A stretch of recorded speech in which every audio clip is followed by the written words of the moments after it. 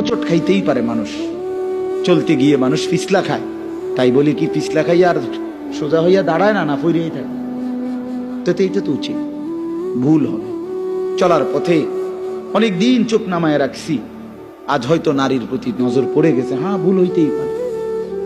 সবসময় সত্য বলার চেষ্টা করি, আজ হয়তো একটা ভুল বলে ফেলছি, মিথ্যা বলে, হতেই পারে, কিন্তু লাগাতার মিশা কথা কথা বুঝছেন আমার কথাটা? প্রত্যেকদিন মিশা কথা, প্রতিদিন বুঝি মানুষের সুদ খায়, প্রতিদিন বুঝি ওজনে কম দেয়, প্রতিদিন বুঝি কাস্টমারের ঠকা। এটা কি মুসলমান?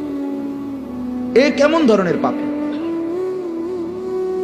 30 বছর বুঝি প্রত্যেক দিন টেলিভিশন চলবে আপনার ঘরে, প্রতিদিন আপনার ঘরে নিয়ম মাফিক নাচ গান নর্তকের ছবি চলবে। আপনাদের আখিরাত নাই? আপনার বিবি বাচ্চার আখিরাত নাই? তো এরা মরলে কোথায় যাবে? এদের পরিণতি কি হবে? আর আমি বাবা হিসাবে, অভিভাবক হিসাবে কি দায়িত্ব পালন করলাম? খাট পালং আর সোফা, ফার্নিচার, কাঁচের প্লেট আর নুনের বাটি, এটাই ছিল জিম্মাদারি না? একজন মুসলমানের দায়িত্ব তার স্ত্রী সন্তানের জন্য এই শুধু খাট পালং আর সোফা ফার্নিচার ব্যবস্থা করা, এই তো না? বলেন না বাবা, বলেন তো কি দায়িত্ব ছিল? কোরআন শরীফে আছে, ওয়া'মুর আহলাকা বিস-সালাহ ওয়াসতাবির আলাইহা।